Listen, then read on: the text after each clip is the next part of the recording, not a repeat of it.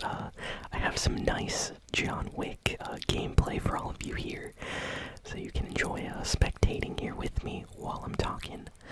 So, I went to the movie theater. I went to an early, showing of the movie because I wanted to get there before everybody, goes to the movie later today. I like to go to the movies when there's less people. So I got, a nice bucket of popcorn. It was actually kind of stale. It made me a little bit sad.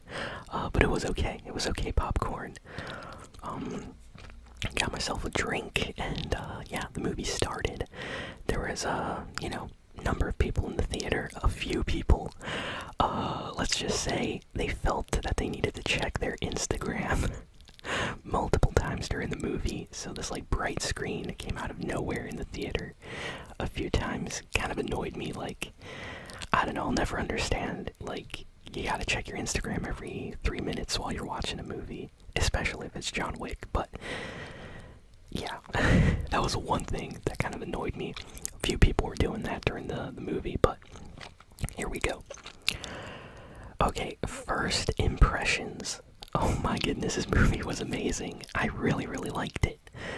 But I don't think I like it as much as John Wick 3. So, if any of you remember, I did a review for John Wick 3 here on the channel back when that came out. And I was super happy. I was singing the praises of that movie after watching it, and to this day, John Wick 3 is still my favorite John Wick movie.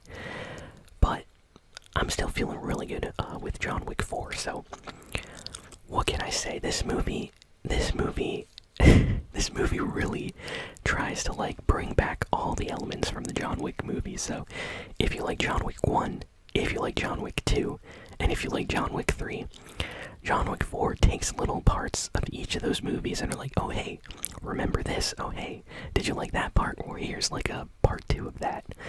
So it sprinkled in a bunch of fan favorite, scenes or things and made them better or called back to things. So this definitely felt like a movie for the John Wick fans. So I feel like you have to watch the other John Wick movies before you watch this one.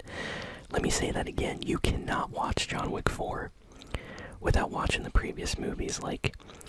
Technically, if you watched, let's say, John Wick 2 or John Wick 3 without watching the first John Wick, you could actually be okay, because the movie kind of explains the previous stuff, at least a little bit. This movie, though, completely expects you to have watched the other movies, so you will be lost if you did not watch the previous ones. Okay, let's start talking. What do we start with? The music. Ooh, I would say that John Wick 3 and John Wick 4 really ramp it up with the perfect, intense music soundtracks that just go great with all the fight scenes. Think of games like Hotline Miami, stuff like that, where there's a lot of fighting going on, and they have this really cool kind of soundtrack in the background during the fight scenes. It just makes everything much better. It enhances the experience.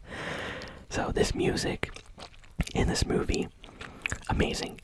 I don't know who was in charge of the sound selection for the fight scenes and everything, but whoever was in charge did a great job. Some fights actually felt like the punches and things were going to the beats of the music. So you'll have music going dun dun dun dun dun dun like that, and then you'll see the fighting, the kicking going along to the music. So that's perfect. I love that.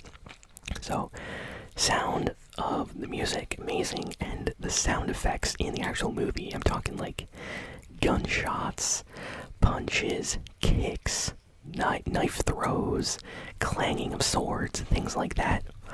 Amazing. It felt realistic, when you're playing a cheap video game and every single gun sounds exactly the same and it's the same sound effect, and you're kind of okay. But then when you watch movies like this, and it's wow, every gun, if you listen in this movie, every gun sounds a little bit different. The pistols sound different. everything is like, oh wait, is that this? Oh, okay. And you kind of like appreciate the sounds. I don't know how to describe it. It's just like an experience. Let's talk about the camera angles and stuff. Okay, so this isn't really a spoiler, but this movie has some beautiful like camera work, some camera angles. There is one specific scene in this movie that I want to give like huge shout outs to the director, director of like photography, everybody that worked on this. There's this scene where basically the movie becomes almost like a video game because it gives us a top-down view. Like, think of, the old Pokemon games, like Pokemon Diamond and Silver, stuff like that, Or think of games like Hotline Miami, where you basically are above and you see the character below going into different rooms and things like that, and you see it from above. There is a scene in this movie that goes on for a while where it's just like John Wick moving around. We see him from above, going into rooms, destruction, everything. It is beautiful.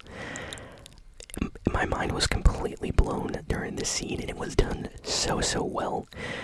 They must have taken ages to choreograph everything, because everything was taken in one shot. Like, John Wick goes in one room, beats everybody up, gets out of that room, goes into another one, gets everybody in that one.